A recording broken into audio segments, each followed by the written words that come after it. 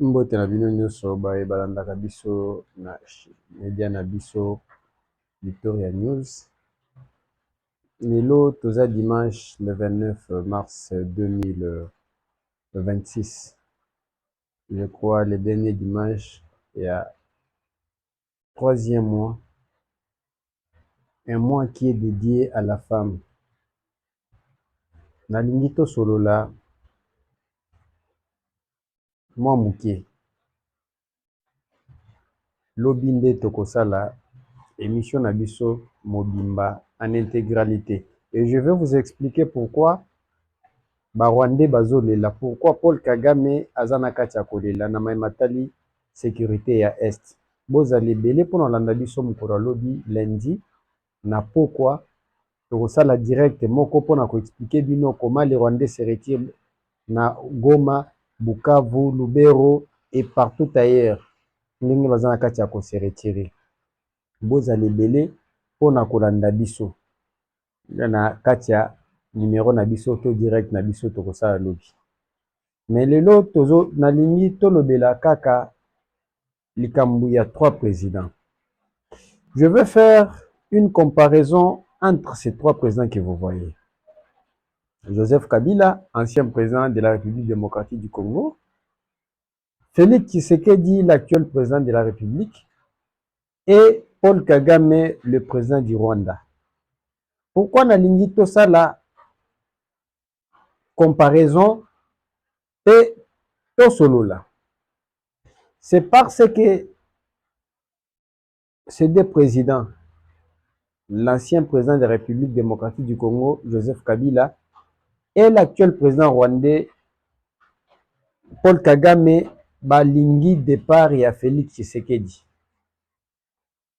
Na batuna bango, ou bazasima na bango. Vous savez très bien que le président rwandais Paul Kagame est l'autorité morale des opposants congolais. Balobi, il faut que Tshisekedi coûte que coûte en 2028 atika place. Yangonde na lingi tout ça la moi comparaison. Félix Tshisekedi n'a que 7 ans au pouvoir. Paul Kagame, tel qu'il est là, il totalise déjà plus de une trentaine d'années. 32 ans si je ne m'abuse pas au pouvoir. Et Joseph Kabila a fait 18 ans de règne. Nalingi okende na makambo bilanti. Na botala na vidéo ya Félix Tshisekedi. Le président Félix Tshisekedi na départ na yendenga ke na bandundu. Akuta ayambani na Tchachombala. Botala la vidéo.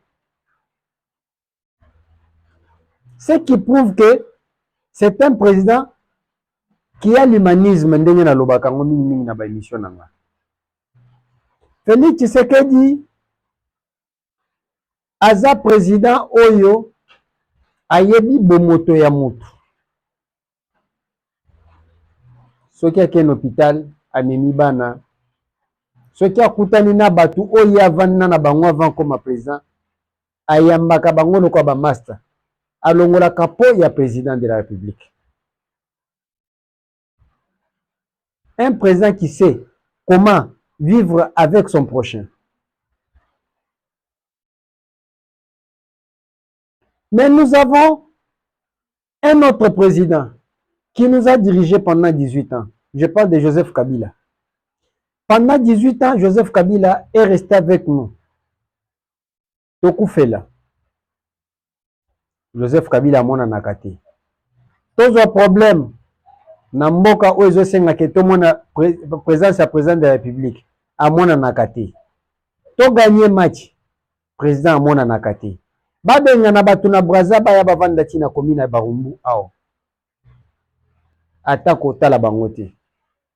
Mais nous avons vu Félix Tshisekedi. A koti na mai pona okendo tala batu bazindaki na Kingabwa.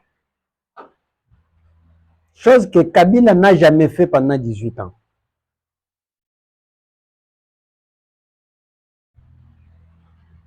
Lelo bangwana na Belgique. Ba fêté 24e anniversaire ceux qui a peu perdu. Kabila mona nakate même na manifestation na bango. Imaginez un parti comme le PPRD. Bayebi Sarabiso que le PPRD est un parti fondé par Joseph Kabila. Mais basala anniversaire Kabila azate. Olie bakendata na Goma soki bisika nyonso azali. Lokwa koma lokwa Ben Laden. Ayebani place avant nakate. Baki ekutana na ye basolola ba fete ata pembeni na ye. Invisible. Kabila fetaka anniversaire. Toyokaka anniversaire ka bango moko bato bafetaka anniversaire ya Kabila. Kabila ye moko tomona na place a fete anniversaire te. Anniversaire ya Kabila ezalaka lokwa anniversaire ya Yesu. Le 25 décembre ndenge tofetaka nini Noël mbotama ya Yesu. Ndenge mbotama ya Kabila ezalaka. Bango moko bato PPRD bafetaka mbotama ya Kabila, mais Kabila ye moko mbotama na ye afetaka ngo te. Kaka ndenge tofetaka anniversaire ya nini tofetaka Noël. Tandis que na Bible Noël pe ezalaka te. Une date conventionnelle. Ndenge pe basala pe date conventionnelle pona mbotama ya Joseph Kabila. Tala na Belgique. Mutu lokola André Kimbuta azokata loketo likolo ya Joseph Kabila ya PPRD na Joseph Kabila. Mais Kabila oyo azoyemba nzembo. Kabila zonga. Age moko na mwana na ye. Donc akobenge papa. Masa ya Yannick Kimbuta. Soki na Patrick Kimbuta. Ba masa ya Joseph Kabila. Nde ye azokatela loketo alobi azonga. Na Belgique. Ndenge Fati ayambi Tchachombala na Bandundu. Est-ce que Frank Diongo azape na salwana? Joseph Kabila pe akoyamba pe Frank Diongo. Babeti loboko bongo. Abeti pe lipeka ndenge abetaki Fati abeti Tchachombala na Bandundu. Frank Diongo za sûr. Ndenge Fati ayambi ayambi Tchachombala. Vous êtes sûr que Paul Kagame qui veut le départ de Félix Tshisekedi akoki koyamba moko ya ba homme d'affaires to muto ya yebani na ye avant comme président na Rwanda atutie pe lipeka bongo. Namoni pe na anniversaire ya PPRD José Makila kutu kofanda pamba azofanda lokola un inapte atelemi azotuna Louis Michel alobi ka biloko balobaka ya dictature arrestation arbitraire, des mots qu'ils ont toujours répétés. Atoni comment la Belgique continue à soutenir la RDC jusqu'à présent. Non. José Makila, dictature oyo zoloba. Il fallait talana no régime nabino. Louis Michel wana yebi. Atende nga vangi nabino nazo seka bino. Ayebi ke dictature bino bosala. Et c'est Louis Michel, malgré réponse na ya lobi ki azolela. Azo regretter ndenge azomona Congo ezo évoluer. Oui, Louis Michel peut regretter de la manière Congo ezo évoluer. Pour Louis Michel babotoli bakare minier. Oyo Joseph Kabila apesa ye. Raison pour laquelle Louis Michel azo regretter ndenge azomona Congo ezo keni. Bakare minier ozana ngo kilikili na Katanga. Amoni ke ezo simba te. Et je vous informe que Louis Michel bisoto yebi, Louis Michel na Charles Michel mwana na ye. Bangonde clique ya batu oyo ba finansaka RTBF le soir la Libre de Belgique. Bangonde batu ba finansaka Rwanda guerre eza na Est. Eza œuvre ba Louis Michel wana. Des gens qui nous ont dit qu'on nous a dit que c'est eux qui étaient partis chercher un jeune homme rwandais du nom de Kabila pour l'imposer au Congo afin que va manipuler facilement. Et ça, Louis Michel wana. Et aujourd'hui, ceux qui Louis Michel a regretté, c'est parce que Bakare minier nyoso, cadastre minier, oya Congo, et botolier. Bakare minier au bapesa bango na Katanga.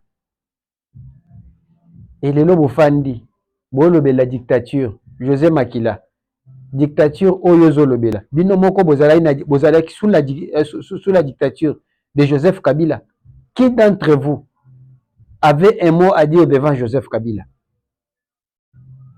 André Kimbuta oyo boza na ye wana ayebi makofi azwa na kingakati, c'était la démocratie. Soki Kabila atelemi alobi, qui d'entre vous devrait le contredire ou bien donner une proposition contraire à ce qu'il lui a dit? Bobenga Zakari Bababaso botuna ye ayebisa bino makofi alia na kingakati.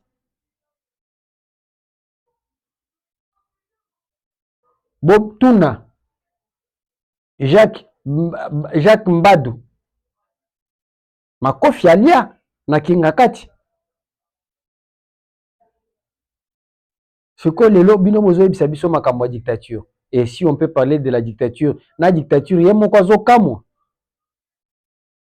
Vous parlez de la tyrannie, la corruption, le détournement, le Congo, l'économie po ndenge nayoki ye moko José Makila lobby. La corruption, le détournement, mais parmi les grands détourneurs, Bozana Matata Pogno, il y a un conseiller de Joseph Kabila qui nous a parlé de 15 milliards sous votre régime chaque année. Et moi, j'ai douté, je le répète encore, je l'ai toujours dit dans mes émissions. Nabanda que douté que 15 milliards et kobunga na côté. Le zolo bambi ça. Au moment où on avait un budget de 3 milliards, maintenant on a eu comme à l'arrivée de Fatih, Tolongwe de 3 milliards à 20 milliards. Donc à récupérer 17 milliards chaque année. C'est-à-dire que 15 milliards oui banda que obunga eza solo. Et na eu comme on a skoba mbongo ba poche msusu ya mbongo zo bunga. Cela veut dire que mbongo bungaka au-delà de 20 milliards. Et mbongo nyo se bandaki obungwana, et bandaki wapi. Ce n'était pas un détournement. Et vous nous parlez du détournement. Bino bakabiliste. Ce qui mot détournement, c'est que bino nde ba premier détourneur. En dehors, il y a détournement. Vous avez parlé des arrestations des opposants. Mais Bozana témoin oculaire et arrestation des opposants. C'est Franck Diongo qui est avec vous. Dossier bomona wapi place basambisa muto azo sanza makila. Mais Franck Diongo na basambisa yazo sanza makila. Et José Makila azo kotuna Louis Michel que na Congo il y a des arrestations des opposants et des journalistes et les journalistes sont contre à l'exil. Mais moko bozana yo na pero luara zana kati salwana. Aloba ayebisa bino mbala boni akota na niveau na régime na bino. Et boye bisa boza pe na Belgique wana. Bozana Fabien Kouswanika botuna ye akima na régime banani kwa kenda exil. Et les lobozolo baki ba journalistes baza contraint l'exil. Donc c'est que tant bobandaki vivre na Kabila boyeba kite ke o bobandaki sala et ko rattraper bino lelo. Lelo fidèle bazana akufa même ebembe na ye monana te. Na Floribert Chebeya, c'était sous quel régime? Et José Makila qui parle, qui donne un donneur de leçons. Ozalaka ministre à transport à Kabila. Aujourd'hui, le président de la République, na 13e conférence à gouverneur na Bandundu, vient de découvrir que port ya Onatra, eza port moko eza ya kokufa, il faut pas réhabiliter ngome yo zalaka ministre à transport. Quel est votre bilan? Au sala courbette il y a 360 degrés, l'aéroport Anjili, Kabila Tchad Libanga, pour la construction aérogare Anjili, ti alongwa kenda, comme ça on a niveau nini. Mais aujourd'hui, il y a un aéroport qui est construit à Kananga, un aéroport moderne. Dans un aéroport, Namboujmaï, bazo moderniser. Il y a un aéroport qui est construit à Bounia. Il y a un aéroport qui a été construit au là-bas. La province qui a été dirigée par Moïse Katumbi pendant 11 ans. À Tonga, ta toilette.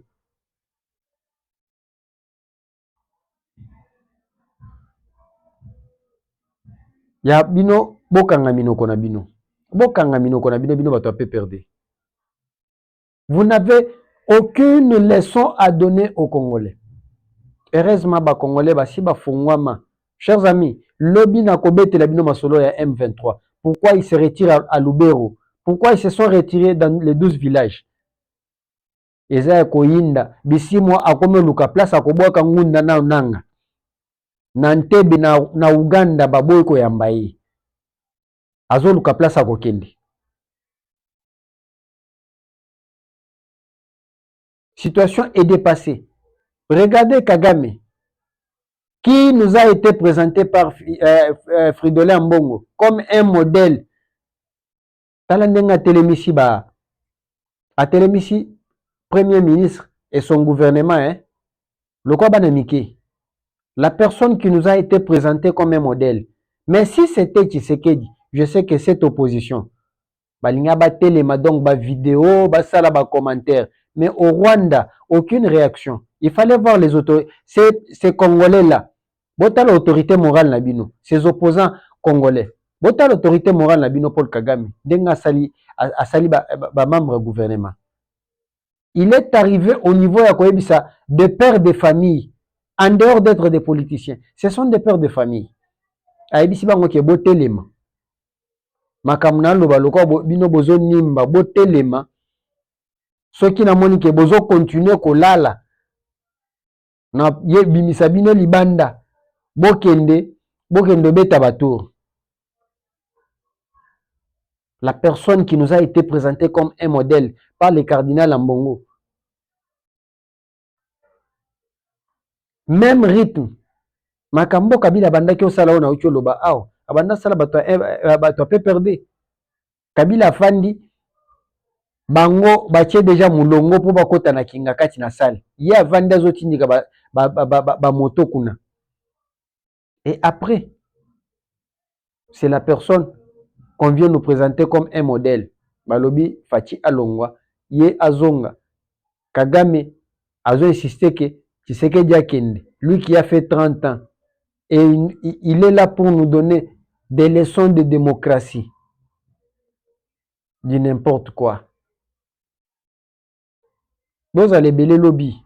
Non, bête la bino ko expliquer bino ba vérité oyo et sali ke ba M23 va se retirer dans Lubero. J'insiste sur ça.